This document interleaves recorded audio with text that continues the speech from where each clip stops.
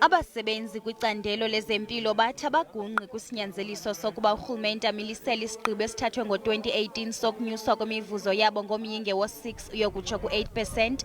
Izolo babasebenzi baqhankqalaze ngaphandle kwezakhiwo zomdibaniso begunyazisa ukunyuswa kwemivuzo yabo ngokukhawuleza. Ingcali yezomthetho kwimiba yezemisebenzi umnumzana Magate Phala ithi esi sivumelwano sisemthethweni, ngoko ke izinyanzeliso zabasebenzi zinesihlahla.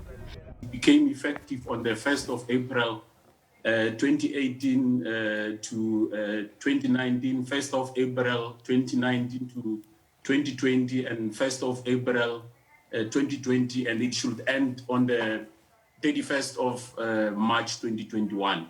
So as it stands, the agreement is binding to both parties.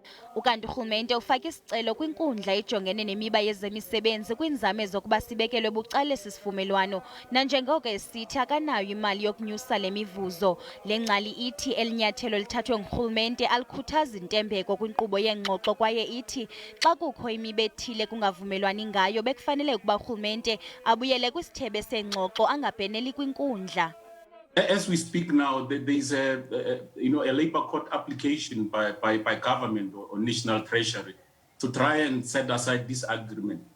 And now, if you look at clause 10 or section 10 of this agreement, it says for dispute resolution mechanism that may be used in the event that there is an issue around the interpretation and application of the provisions of this agreement.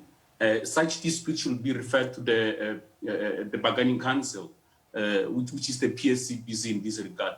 And now, what the government is doing is actually the opposite of what clause 10 provides.